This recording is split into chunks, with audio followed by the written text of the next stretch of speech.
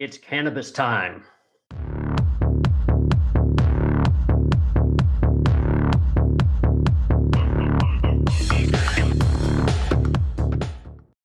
We are here today with Trypto and Rocket Unit. They are with, as you can see right there, with Metaflora. Yeah, for those of you who don't know yet, we have our foundation of Metaflora that has just been released here very recently.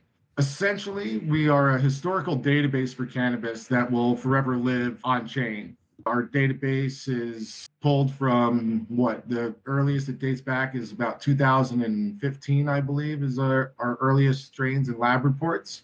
And what this is a building block for the future where companies and consumers can access a global database of strains and tie those things to lab reports, and we can find genetic representations all over the world. This is extremely important for industry members, breeders, home growers, medical practitioners, you name it. The use case goes above and beyond what the industry standard is today. And what we're doing is incentivizing those to bring their information to our chain and be a part of this historical moment. Yeah, that's just in its foundation is this database, but what can we do with that database is really what Metaflora really stands for. Essentially, that foundation of all those strains is what others are trying to achieve in the Web 2 world. But as we've seen through a lot of these databases is they go down. They're on cloud storages, and when there's the lack of interest or from the company, they don't pay their fees anymore, and this type of information no longer lives on. So all that hard work of contributing to a database just kind of goes completely out the window. So we're using the blockchain specifically for the reason of being immutable and undeletable, and this longevity aspect of information and knowledge. Treat me like, I don't know, a 5-year-old, because I know very little about these databases. What are these databases for again? Our first phase here is in cannabis. For instance, if you were to go onto our site today, there's over 8,300 strains. We actually have over 13,000 strains in our database, which is the largest database on the internet as we speak. So what we're looking to do is, let's say we have 13,000 strains, and that one strain gets crossed one time with each one of them. Now we have 26,000 strains. I was talking to somebody the other day, and they're like, there's way more than 13,000 strains out there. Once this thing catches on, and everybody wants to show their stuff, right? It's like, okay, I'm a breeder. I just crossed the gelato with the GG4, and maybe somebody else did it too, but we can match these test results up together. We can find different types of phenotypes within there.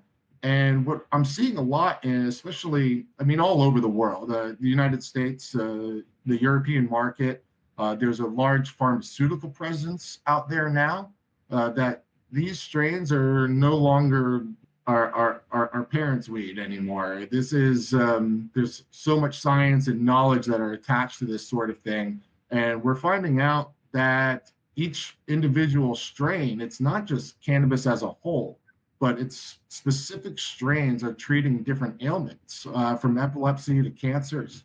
As we're onboarding this type of information, we can start seeing a likelihood between different types of cannabinoid profiles and terpene profiles.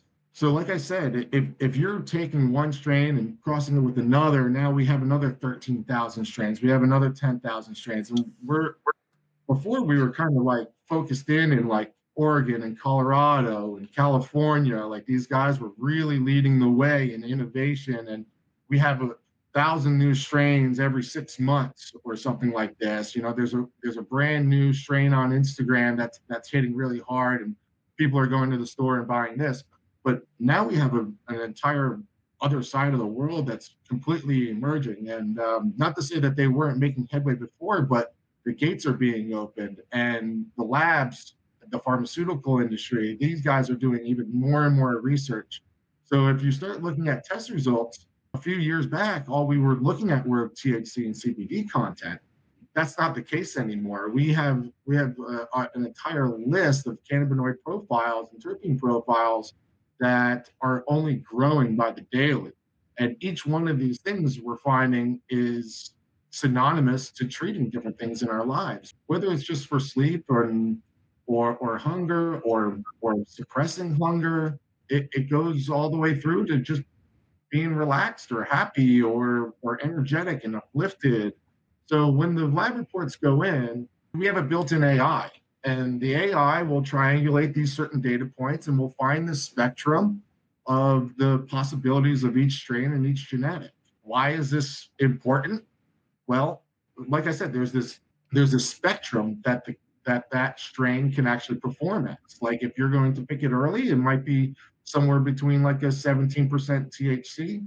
If you were to pick it later, maybe it's somewhere around 22% THC, and you have all your levels within there on a spectrum as well. And we move really, really fast. As we're logging these types of things in, we also have it paired with cultivation techniques and crop steering techniques.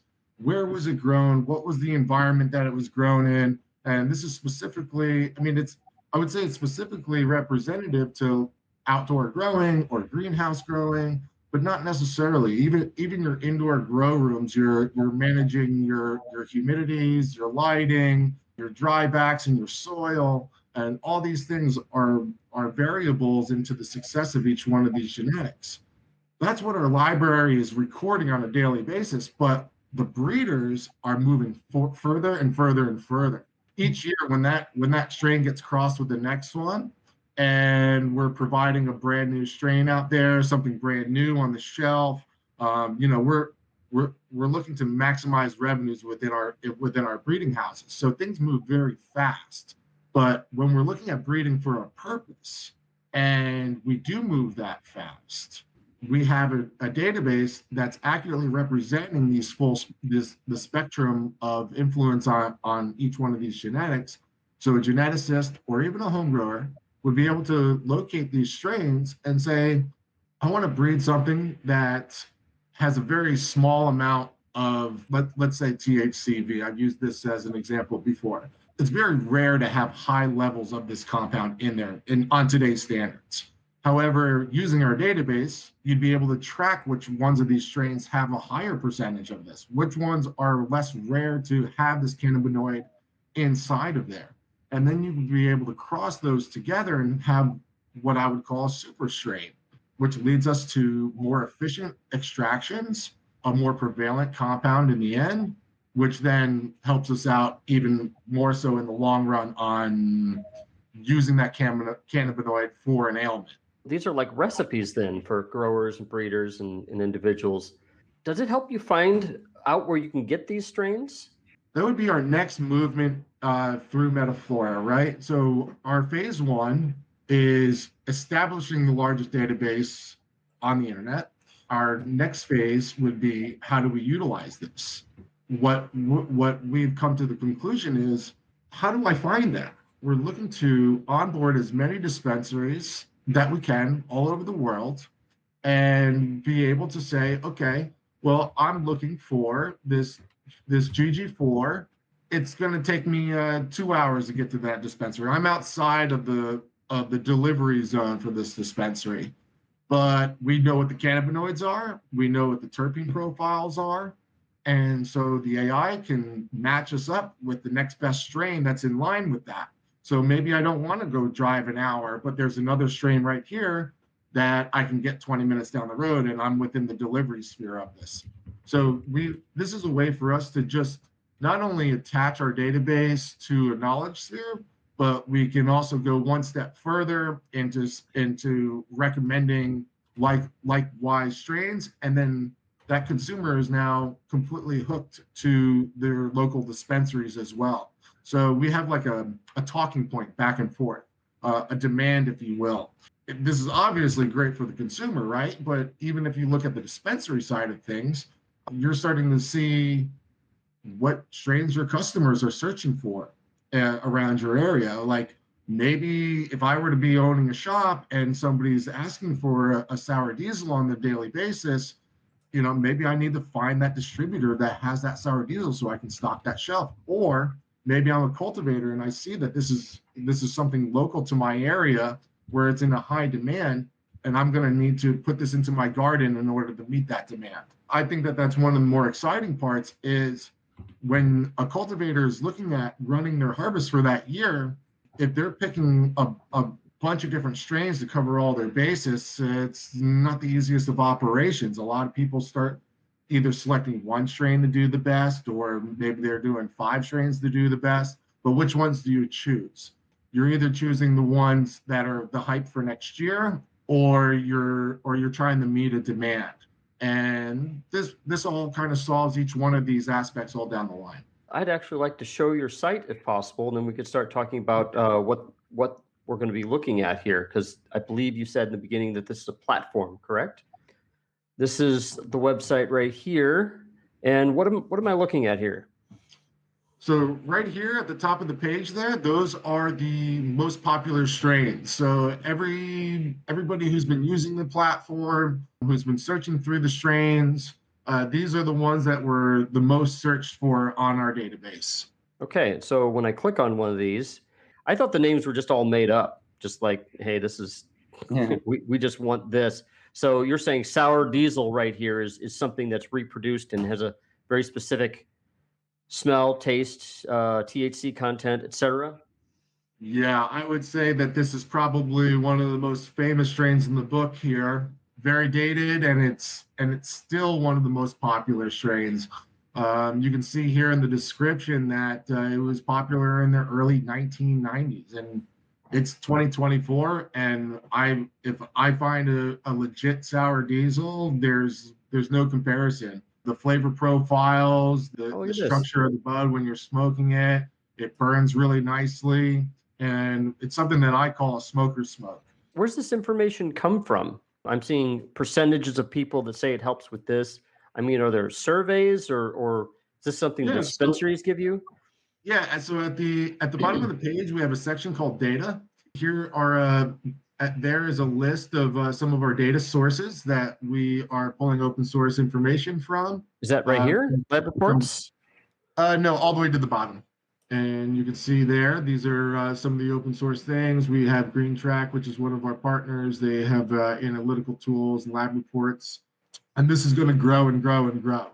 As you can see, we have quite an extensive library at the moment. And what we'll be doing is having this a portal where if you are an industry member or a home grower, you're going to be able to put this type of information on there yourself. So we want to establish the foundation at first.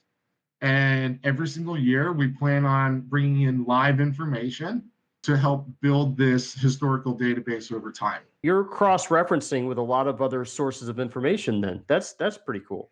I like the simple setup that you have right here as well. And all those reviews will go on chain, and we'll be really developing. I mean, just imagine what this platform is going to look like 10, 15 years from now. You're starting this thing pretty early. Is this just a place for people to go, or is there some way that people can take part in this as well? Exactly. That's also in our next phase of development. If you were to go to the hat on the top left here, well, you're not signed in, but if you were to create a profile, you're going to be tracking your badge process. So every time you start looking at articles, you're reading the guides on a daily basis, you're going through the recipes that we have here, you're going to get a tick on your wheel there.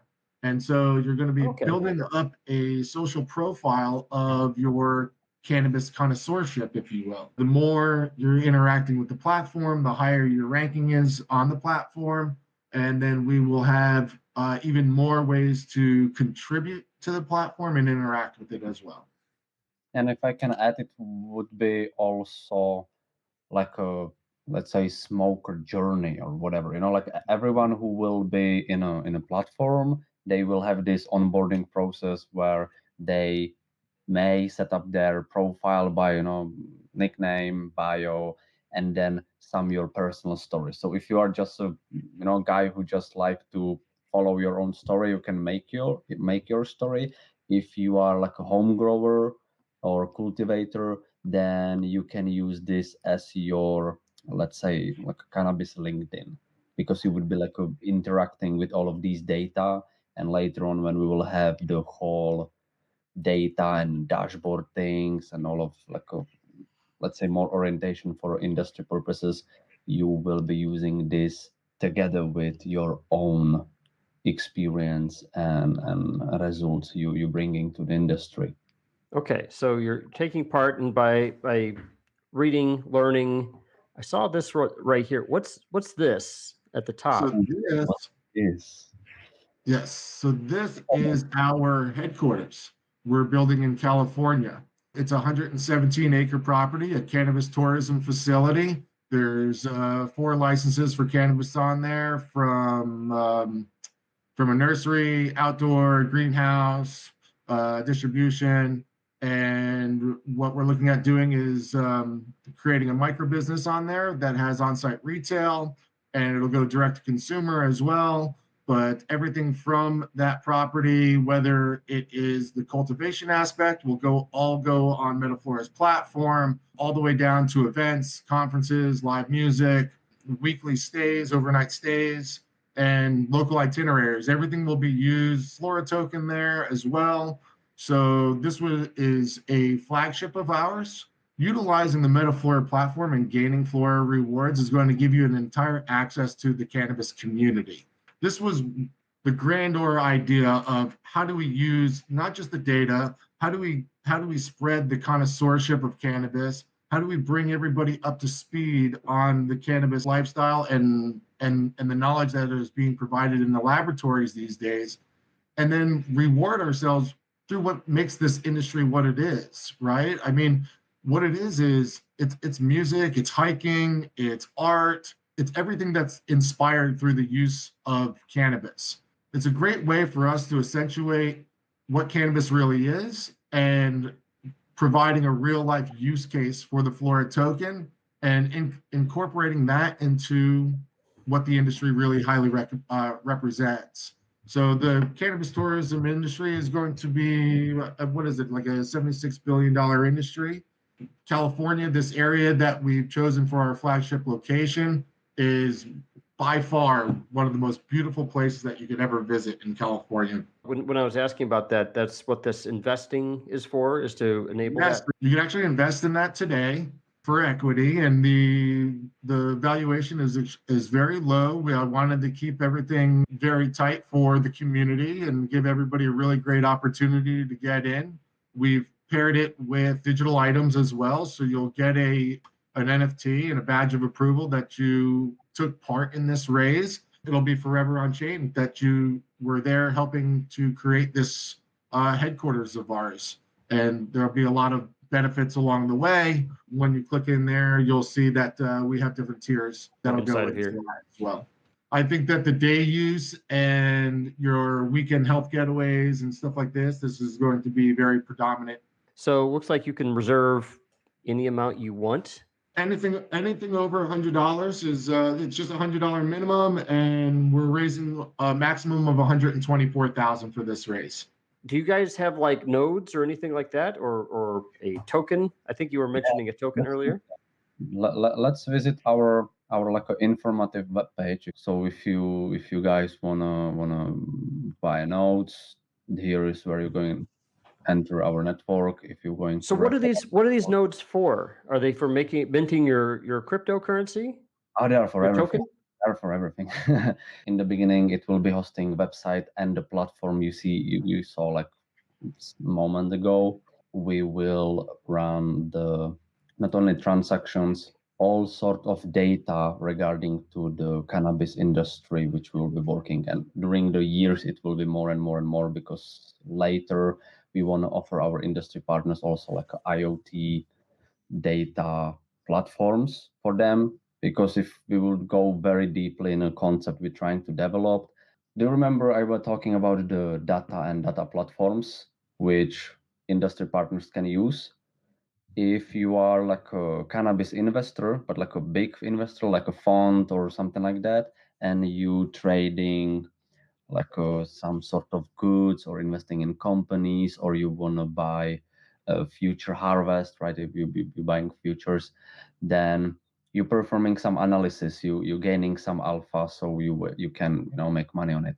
If you have Metaflora AI and database and all of this stuff, you want to be sure it's legit, and the blockchain would be providing this legitimacy of the data, and then based on AI and visualizations, it would help you to make your investment decisions.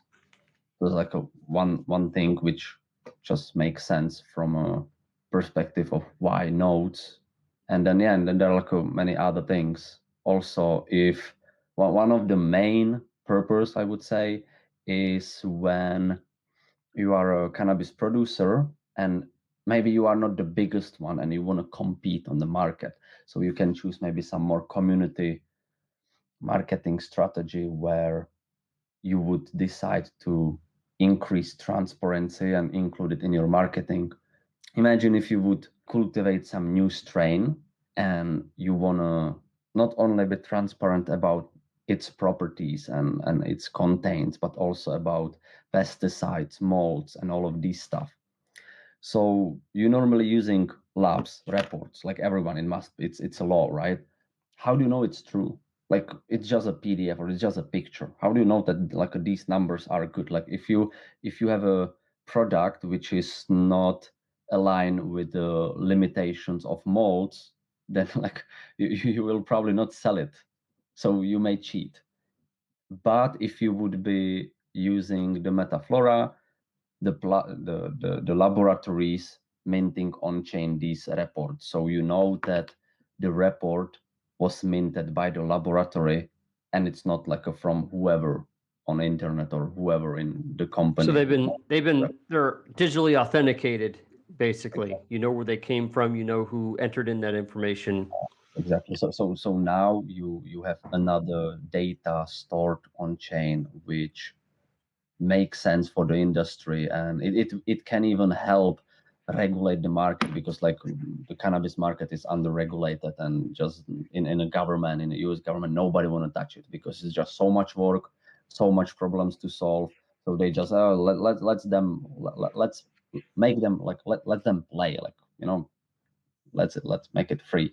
So with our solution, maybe we can inspire some governments to set up new laws, new regulations, or maybe we will be the solutions for the regulators to involve them in some framework for industry. Yeah, you're But providing a standard for everybody to go by, so that when people start demanding very specific things about cannabis, you can say, "Hey, we put together a standard, and this is where you can find out that information." If the government doesn't have a standard, then they might just pick up yours. These nodes, we actually, is it being hosted on a node and stuff like that? I see adding reviews and inputs. Looks like it's your actual infrastructure. yes, we're not running in yet. Like first we finishing our MVP, which we were watching previously, the platform, right? The search engine where you can find your best strains, the database, the knowledge hub, all of these things. And we will be launching in 1 or 2 weeks our eShop, where from that point we will be working on onboarding, like external producers and sellers. So then we will have, let's say, some working business.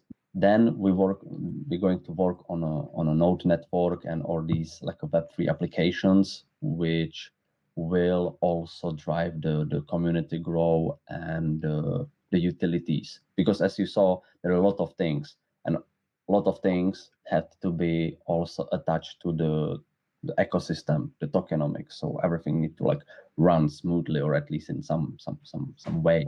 But we also realize that our like our ecosystem, including tokenomic, would need to be like a solidified by our main product. So if we will have MVP with initial batch of partners and sellers, we can have some revenue which can be attached to tokenomics and perform some, let's say, ecosystem activities, right, to keep it healthy.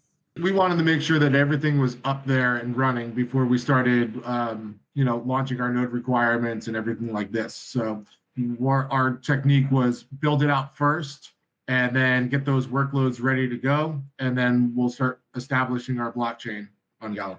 Yeah, it looks like just for running a node that you're going to get some rewards for doing it, for this kind of hosting this infrastructure. 19%, which is our largest pool. So that's the Connoisseur node. That's this one right here, which again looks like it's actually kind of running some infrastructure. Now I see package scanning. I mean, I'm wondering if these nodes are going to be tools as well, software programs that you're going to. I mean, it's going to assist you in getting the data into your blockchain. Yeah, ecosystem. this exactly what you're reading is those lab tests I mentioned. Like you would have a very small QR Metaflora stickers, or maybe like just QR code which the producer can print on their labels to not really interact too much with their like a branding of the product. And then every time when the user will scan it with phone, they will be redirected to the necessary place in our platform. And on top of that, it's also like a on-chain tracked. So if you're using this node ecosystem to enter in information and we know that it came from you, does that mean that there's an element of KYC about it? Yeah, well, not for the Connoisseur node, but we do have another node network that helps with this workload, which is the industry node. And the industry node operators will be from the cannabis industry. We'll be checking license and EINs, this type of thing. So we do have to verify that you are a legal producer. This is rewarding people for scanning and doing specific actions. I mean, this is making the network better. I guess the question there would be: are you scanning the same thing over and over again, or they're new and validated things? So I'm assuming is there any sort of litmus test for how accurate my information is? Yes, definitely. This is the deeper layer of complexity I was talking about, to protect the ecosystem against the value extractor. We will have several, let's say, filters for that. Like first, you need an account, obviously. The second would be dividing the users on those who are just registered, which can be probably like, I don't know, like 90% bots, maybe more, I don't know, like something like that.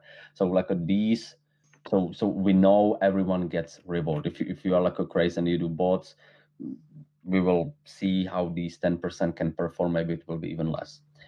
But then there will be like the rest of the pool, and that would go to the users. Or if you are paying X account or Discord or Telegram, then you are probably not bot. This would be a very smart way for us how to see that the person is real. And it would be kind of funny if you're like a really smoker and you're spending for weed, and you would be like getting some, like rewards from Metaflora. It would be nice if it would allow you to kind of pay for this X subscription or something. So you would be kind of like motivated to keep yourself in this pool, which gives you rewards. And at the same time, you're paying X, which for your personal life may be like a little bit better, because you would be, oh, I have a paid X, I didn't plan it, but now I'm like, I have it.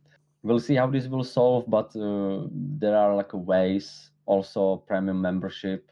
I just realized that if you want to get rid of bots, you just need to build paywalls. Here I see Gala's founders nodes. So this is, as you've been saying, this is on Gala chain, this node system. Does this mean if you own a Gala founders node that you will get something from this? Means you get something fast. Yes, exactly. I have a Gala founders node. So I don't need to like opt in if I have a Gala founders node. You just need to operate it. Purely tracking the Gala founder nodes operators, and if they are online, if they're running, if they're getting rewards, then we allocate 2% from our tokenomics to distribute our tokens to them as well. It's kind of like a Gala ecosystem standard, right? So we follow this standard as well, and we are part of the community. We will have our own channel. On this channel will be our own tokenomics, and because you are a Gala chain user and your wallet with your founder node have a private key. This private key would have access to tokens, which we would be dropping to all of those accounts with private keys who also run the nodes. So I believe it would be smooth. I'm not sure if there will be any bridging necessary. I'm not really sure how these channels will be working with Gala chain, but I bet there wouldn't be necessary any bridging between channels, like between main asset channel and the bulk of this goes to connoisseur node owners. So if you're running and supporting the network, that's where you want to reward the people the most. Of course, Yeah. you want to get a lot of scanning going on, and apparently people holding the asset as well.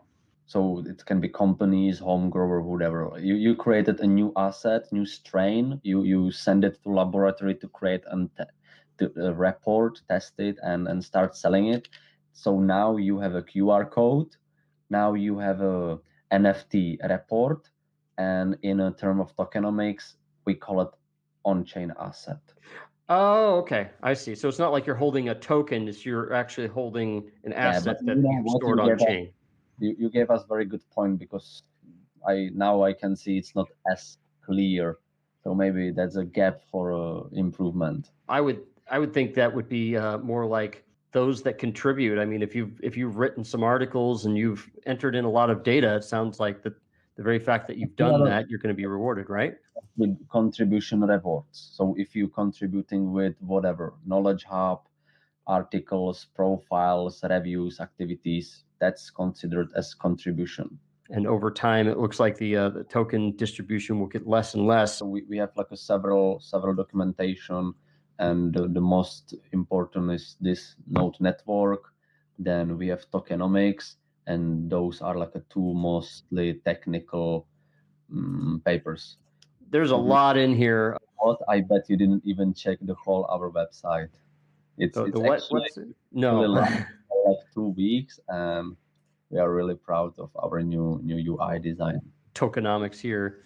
So you can download these things from the website. Now this is different. This is just Metaflora XYZ, and then you can get an idea of how they're putting this thing together. So I guess you should encourage people to definitely look through the website and see all the stuff going on. You've got a lot of stuff here. I'd love to see you on Discord, on Telegram. We're building communities. We are open for all the questions and recommendation ideas. There are people who are helping us set up a new partnerships, and that's really wonderful, because we're just getting new potential partners in the beginning who may start to be listed on our eShop. We'll be launching eShop, as I said before, very soon, and we will just set up an on-ramp, fiat on-ramp, right?